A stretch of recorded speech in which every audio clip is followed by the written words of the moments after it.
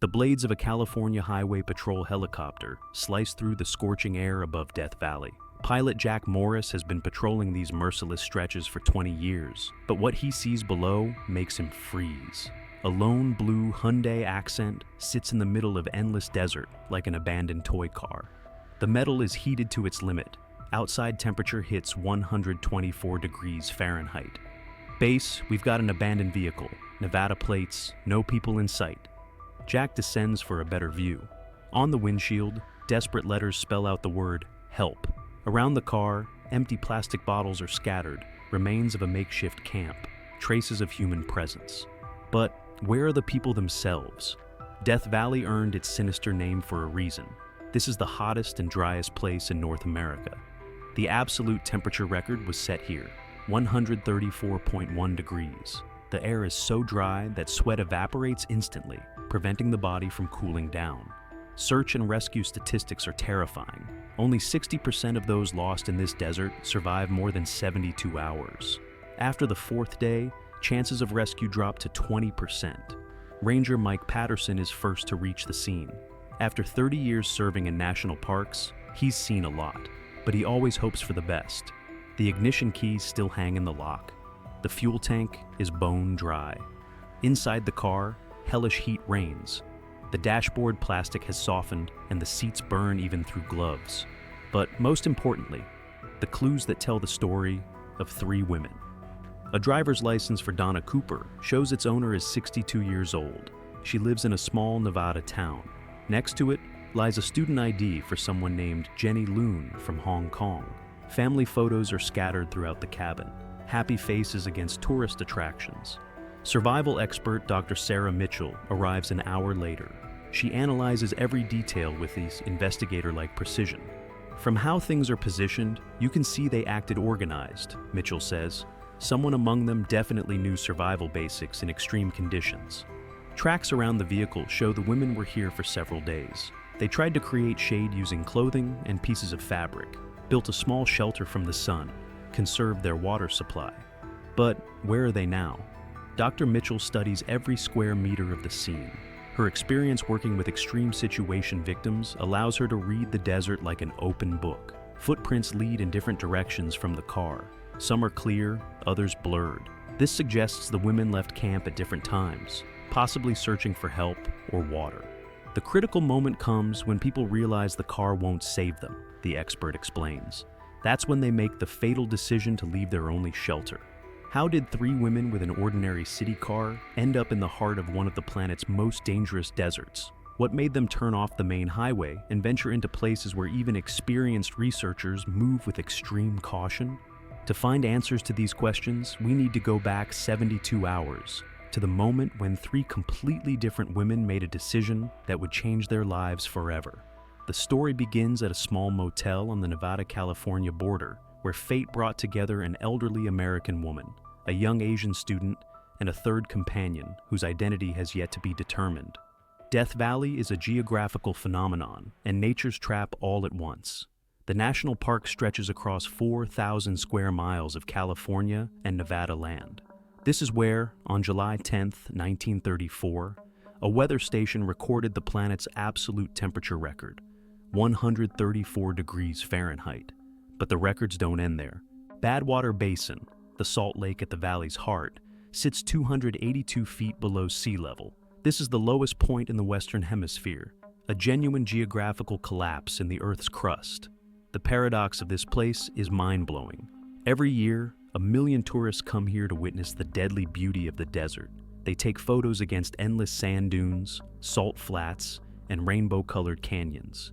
But beauty is deceiving. Park rangers give every visitor a clear safety requirements list.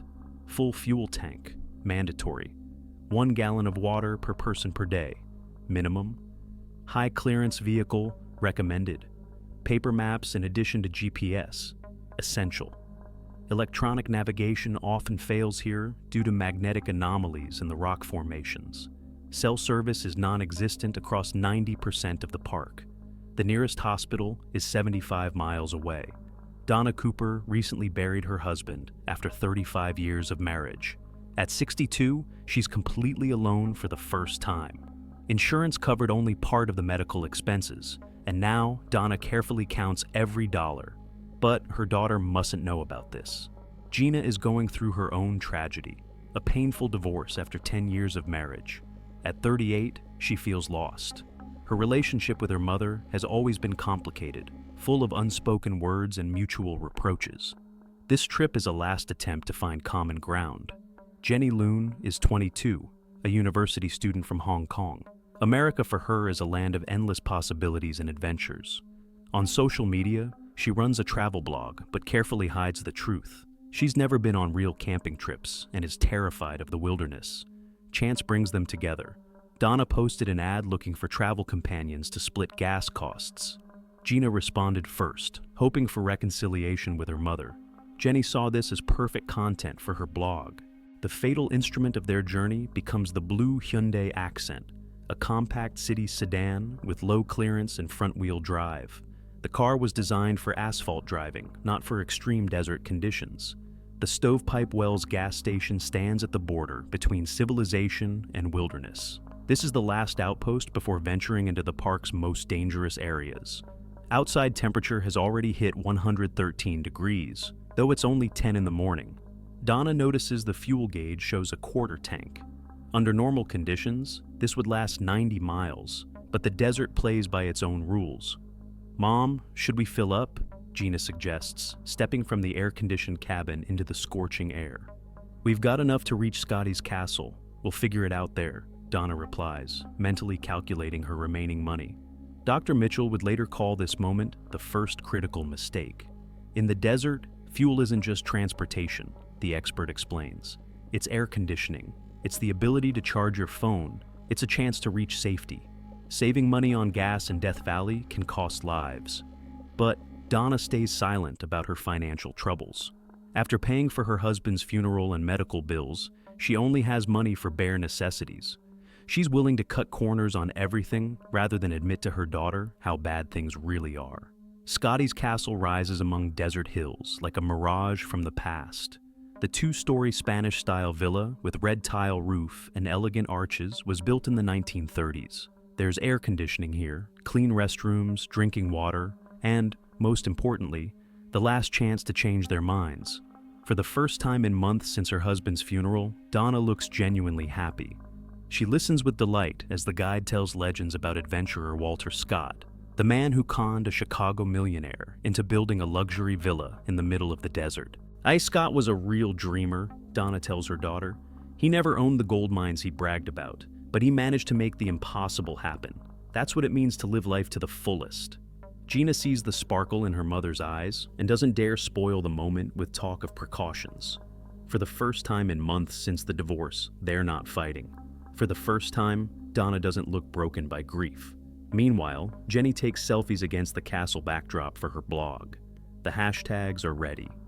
American Dream, Desert Adventures, Our Real Traveler. The castle's history is full of stories about bold decisions, daring adventures, and people who weren't afraid to take risks.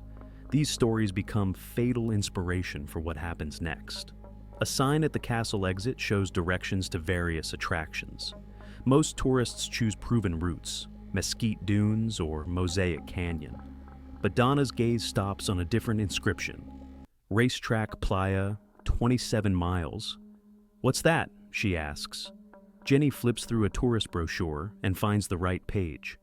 "The moving rocks phenomenon," she reads aloud. Massive boulders mysteriously move across a dried lakebed, leaving long trails behind them. Warning, high clearance vehicle required. But the last warning gets lost in the general excitement. Moving rocks sound like a genuine natural wonder. Gina feels internal resistance. Their little sedan clearly wasn't made for off-roading. But how can she tell her mother, who looks inspired for the first time in ages? How can she appear cowardly in front of young Jenny, who seems so brave and independent? Jenny experiences her own internal conflict. She's terrified of wilderness and has never been on real camping trips. But how can she disappoint this brave American family? How can she admit that all her adventures exist only on social media? "We didn't drive thousands of miles to miss a wonder like this," Donna declares decisively. This is the second fatal decision. and none of the three women finds the strength to object. Dr. Mitchell has studied numerous incident reports on the road to Racetrack Playa. This is one of the most treacherous roads in the park, the expert explains. 27 miles of rocky off-road terrain with sharp turns, steep descents, and climbs. The road requires at least 8 inches of clearance. Regular cars here routinely damage their undercarriages, puncture oil pans, break suspension systems. The Hyundai Accent has only 5.5 inches of clearance. The car was designed for city streets, not conquering the desert. Just 3 miles in, their speed drops to 6 miles per hour. The car literally crawls over ruts, constantly scraping its underside against sharp rocks. Every impact sends pain shooting through the passengers' spines. Maybe this is a sign, Gina suggests cautiously after a particularly hard hit. We're already halfway there, Donna replies, though GPS shows they've covered less than a third of the distance. Psychologists call this the sunk cost fallacy. The more time and effort someone invests in reaching a goal, the harder it becomes to abandon it, even when it's obvious the price is too high. GPS shows a turn onto an even more difficult road, a dirt track leading into the heart of the desert. Mom, let's go back, Gina pleads. We can't stop now, Donna replies, but uncertainty creeps into her voice. The third fatal decision is made not with words, but with silence. No one insists on turning back decisively enough. Death Valley's canyons create natural barriers to satellite signals. High rocky walls block communication with space, turning modern navigation systems into useless toys. The GPS navigator in their car starts losing signal. The screen flickers, shows inaccurate coordinates, then suggests an optimal route through even more impassable terrain. The device says there's a shortcut, Jenny reports, studying the screen.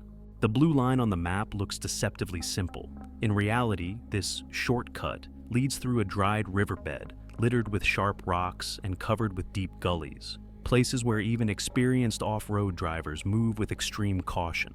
The road becomes so narrow that turning around is impossible. Rocks press close to both sides of the car. Just forward, Donna says, but her voice has lost its earlier confidence. This is the fourth critical moment, the last chance to stop and wait for help. But the women trust technology completely, ignoring common sense and basic caution. Paper maps lie untouched in the glove compartment. Modern people are used to relying on electronics. GPS, cell phones, internet create an illusion of safety and control. But the desert operates by laws that existed long before satellites were invented. After 4 hours of torturous off-road driving, the Hyundai Accent finally gives up. The fuel gauge needle has long since dropped into the red zone. The engine runs increasingly rough. Coolant temperature soars off the charts. The last drops of gasoline burn in the cylinders. The engine coughs, jerks, and dies forever. Desert silence crashes down on them with deafening force. No engine hum, no air conditioning, just the infinity of sand, stone, and merciless sun. Their location is terrifying, 9 miles from the nearest passable road in one of Death Valley's most isolated areas, a place where even search teams rarely appear. Air temperature reaches 120 degrees Fahrenheit, but that's in shade, which simply doesn't exist here. The car's metal heats to 160 degrees and higher. Touching the hood or door handle leaves burns. Their survival inventory proves catastrophically meager. 2 plastic water bottles of 25 ounces each. 1.5 liters total for 3 people. Some nuts and energy bars, sunscreen, a yellow fleece blanket that Jenny brought for photo shoots. Under normal conditions, a person needs 2 to 3 liters of water daily. In the desert, this increases to 1 to 1.5 gallons. They have supplies for a few hours, no more. The women make the only correct decision. They stay with the car. All desert survival guides are unanimous on this point. A vehicle is far more visible from the air than people. It provides at least some protection from sun and wind. Gina uses a small mirror from her makeup bag to signal with reflected light. Solar flashes can be visible to pilots from up to 30 miles away. Jenny waves the bright yellow blanket. The vivid color contrasts with the monotonous desert. Group psychology changes dramatically. Donna feels crushing guilt for her decisions that brought them here, but she understands. Now isn't the time for self-punishment. She needs to maintain morale. Gina unexpectedly takes on the leadership role. Years working as an insurance company manager taught her to act in crisis situations. She organizes watch schedules, rations water, plans signals. Jenny fights panic. Reality turned out to be nightmarishly far from romantic notions of adventure, but she tries not to show her fear so as not to demoralize the others. During 8 hours of waiting, 3 planes pass overhead. Commercial flights fly high, along established air corridors. No pilot notices their desperate signals against the endless desert backdrop. Cruel reality begins to clarify. Rescue won't come quickly. Maybe won't come at all. In a small Nevada town, Sky Cooper stares at her phone screen for the 24th straight hour. Donna's daughter is used to regular calls from her mother, especially after her father's death 6 months ago. Mom called every day, sometimes several times. The silence has lasted 24 hours now. Sky checks her mother's bank transactions through their shared family account. The last transaction was yesterday morning, 2 tickets to Scotty's Castle, plus gas station payment at the park entrance. Anxiety turns to panic. A call to the ranger service follows immediately. The dispatcher records the details. Blue Hyundai Accent, Nevada plates, 3 women, last known location, Scotty's Castle. Ranger Mike Patterson drives to the castle an hour later. In the parking lot, he finds tire tracks. A distinctive tread pattern leads toward the racetrack playa sign, but the tracks disappear on the rocky road after just a few miles. If they went there in a regular car, Patterson says over the radio, they're in serious trouble. The search operation officially begins at sunset on the first day. By this time, the women in the desert have already spent 8 hours without air conditioning. Dawn brings not relief, but new ordeals. Night temperature dropped to 68 degrees. The women shivered under a single blanket, huddling together in the car's cabin. But, with sunrise, a new circle of hell begins. By noon, the thermometer shows 126 degrees Fahrenheit. Less than half a bottle remains from their 1.5 liters of water. Every sip is worth its weight in gold. Jenny weakens faster than the others. Young bodies paradoxically handle extreme dehydration worse. She develops classic signs of heat exhaustion, dizziness, nausea, confusion. Should we give her more water? Gina whispers to her mother. Donna agonizes over the moral dilemma. Save one while condemning 2 others to certain death? Or divide the remainder equally, knowing it won't be enough for anyone? We should walk to the road, Donna suggests. 9 miles, that's doable. In this heat, that's suicide, Gina objects. We'd last 2 hours max. This is the 5th critical moment of their journey. Stay with the car and wait for rescue that might never come, or risk their last strength attempting to save themselves. The argument continues for an hour, a precious hour when every minute could cost a life. At dawn on the second day, something happens that seems like a miracle. Donna turns the ignition key, and the engine unexpectedly starts. The women can't believe their ears. The engine runs rough, but it runs. Dr. Mitchell would later explain this phenomenon scientifically. Night cooling could have condensed remaining fuel vapors in the tank and fuel lines, the expert says. Plus oil that had thickened from heat became more fluid overnight. This gave them a few additional miles of range. Donna sits behind the wheel with trembling, excited hands. Every movement is calculated down to the smallest detail. No sudden acceleration, smooth turns, using every drop of fuel with maximum efficiency. The speedometer shows 6 miles per hour, but the car is moving. 2 miles of agonizingly slow progress. 2 miles of hope. And then, silence again. The engine dies for good, but now they're in a different place. An abandoned geological research camp is visible 100 yards from the road. Old tents, rusted equipment, empty canisters, and, most importantly, a large metal sign with a reflective surface. Maybe their chances of rescue just improved dramatically. The abandoned research camp looks like a mirage, but it's real. A geological expedition's aluminum trailer has been standing here for several years. Metal walls are twisted by merciless sun and sandstorms, but inside remains the desert's main treasure, water. The old water system, fed by an artesian well, still functions. The water is hot. Temperature reaches 113 degrees Fahrenheit. It has a metallic taste from old pipes and mineral deposits. But this is life in the literal sense. The women fill every container they can find: plastic canisters, metal cups, even empty tin cans. Every liter worth its weight in gold.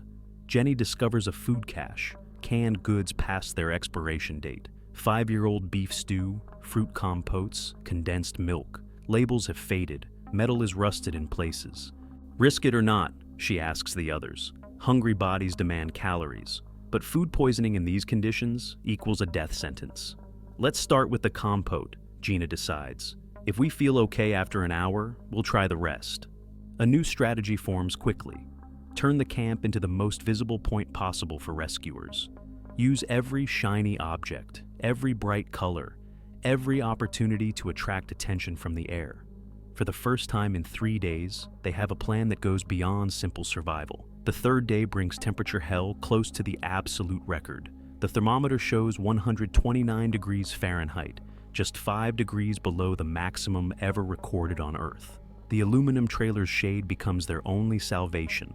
Metal walls heat to 160 degrees, but inside, it's still 18 degrees cooler than outside. All 3 women's medical condition is critical. Jenny is semi-conscious. Her body can no longer maintain normal temperature. Donna has rapid heartbeat and arrhythmia. Her elderly heart works at its limits.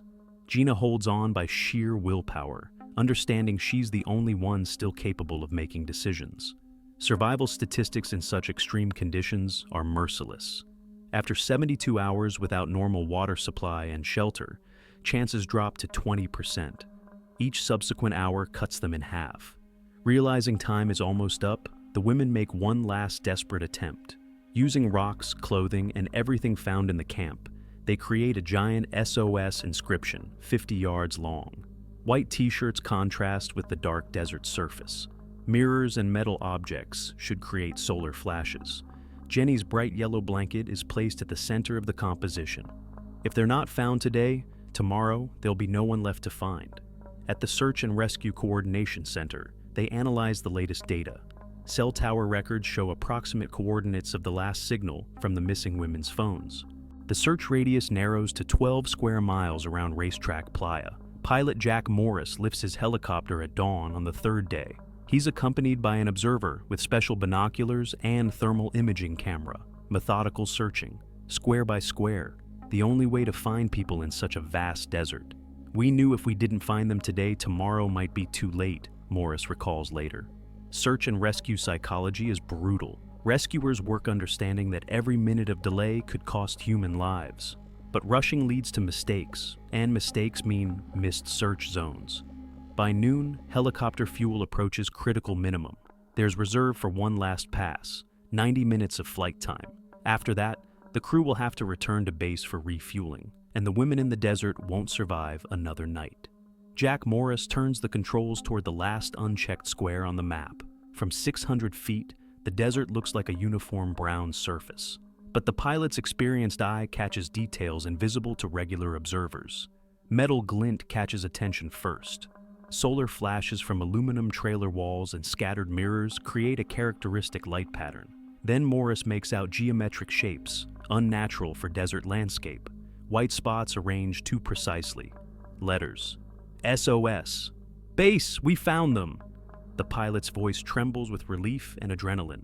3 women alive. Coordinates 36.20 minus 117.09. The helicopter descends carefully. A dust storm raised by the blades could harm people already at their physical limits. Medic Tom Anderson rappels down with a full resuscitation kit. In 12 years with the search and rescue team, he's seen various cases. He prepares for the worst. But the women's condition proves better than expected. All conscious, responding to questions, recognizing rescuers. Dehydration is critical, but not fatal.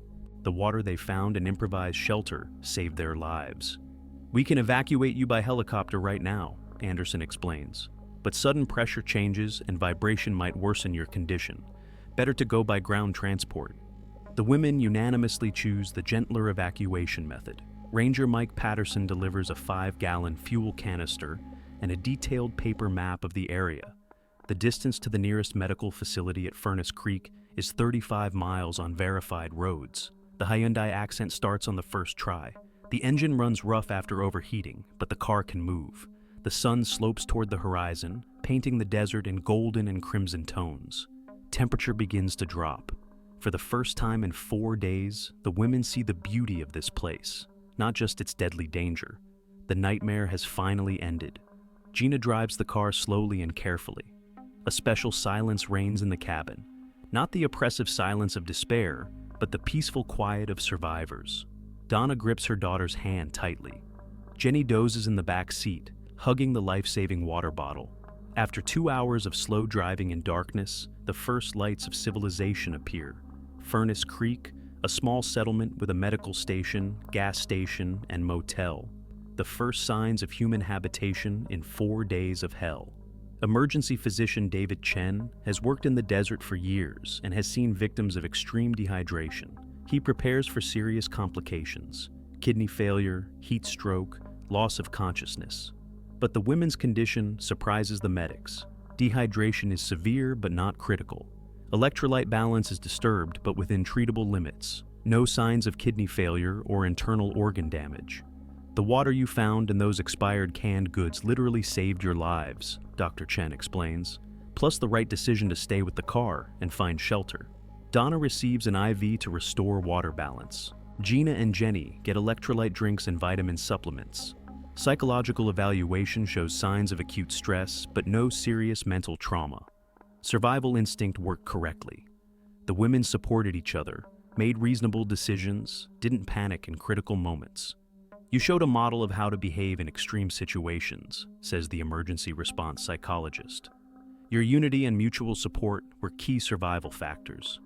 After 24 hours, all 3 women are discharged home. Now we know the full story of that blue Hyundai accent that pilot Jack Morris discovered at the beginning of our tale.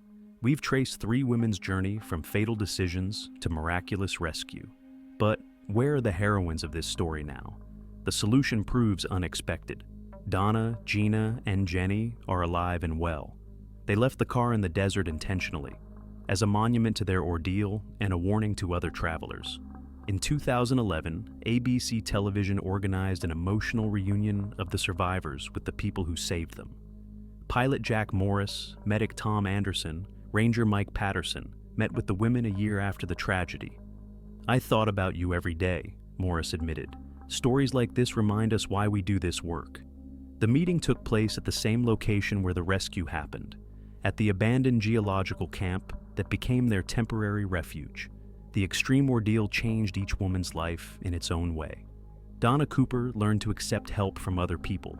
She sold her house in Nevada and moved closer to her daughter in California. "I learned the difference between real courage and stupid recklessness," she says. "Courage is asking for help when you need it. Recklessness is thinking you can handle everything alone." Gina entered medical school and became a certified nurse, inspired by the rescue service's work. Her relationship with her mother changed dramatically. Now they're best friends. "We went through hell together," Gina explains. After that, all other problems seemed solvable. Jenny Loon returned to Hong Kong, but maintained close ties with the Cooper family. She became a mountain safety instructor and teaches survival courses for tourists. "Now I teach people what I didn't know myself," she laughs. "How not to get into the situation we got into." One mystery remains unsolved. Each woman still has vivid dreams about those 4 days in the desert. Different dreams, but all connected to water and light. What they mean, psychologists still debate. The 3 women's story led to serious changes in National Park Service operations. Rangers introduced a new term, death by GPS. This describes cases where blind trust in technology leads people into deadly situations. "Electronics are a tool, not a replacement for common sense," explains Ranger Patterson. "GPS can lead you into a dead end, and cell phones don't work where there are no towers." Death Valley visitation rules became stricter. Now, 5 liters of water per person per day are required, not 4. A full fuel tank is a mandatory condition for permits to enter remote areas. Donna, Gina, and Jenny's story became part of mandatory educational materials for tourists. Their experience is studied in survival schools worldwide. What makes a true survivor? Physical fitness or strength of spirit? 3 city women without special equipment or camping experience survived, where seasoned travelers with professional gear perished. They weren't saved by preparation, but by their ability to support each other in critical moments. The role of chance in survival remains a mystery. What if the car hadn't started at that crucial moment? What if they hadn't stumbled upon the abandoned camp with water? How thin is the line between life and death in extreme conditions? The modern dilemma becomes increasingly relevant. How do we balance trust in technology with basic survival skills? A generation raised with GPS and smartphones is often helpless without electronic assistance. Tourists still get lost in Death Valley. Every year, search and rescue services conduct dozens of operations. Some are found alive, some are not. Statistics are merciless, but not hopeless. Most tragedies can be prevented with simple preparation and common sense. Are you ready for such a test? What would you do in the place of the three women? Could you make correct decisions under extreme pressure? National Park archives mention other abandoned camps with water sources in the most unexpected desert locations. Who created them? Why? How many more lives have they saved over decades of existence? Some Death Valley mysteries remain unsolved. The camera slowly pulls back from the desert landscape, where among endless sand dunes and rocky hills still stands that same blue Hyundai accent. A silent witness to human resilience, a reminder that the line between life and death can be thinner than we think. Death Valley claims 50-70 people annually. Survival rate at temperatures above 162 derv. 60% in first 24 hours, 20% after 72 hours. GPS deaths account for 30% of all incidents in American national parks. Main mistakes: underestimating distances, 40%, insufficient water, 35%, unsuitable transport, 25%. Nature isn't evil, it's just indifferent, and that makes it even more dangerous. Ranger Mike Patterson.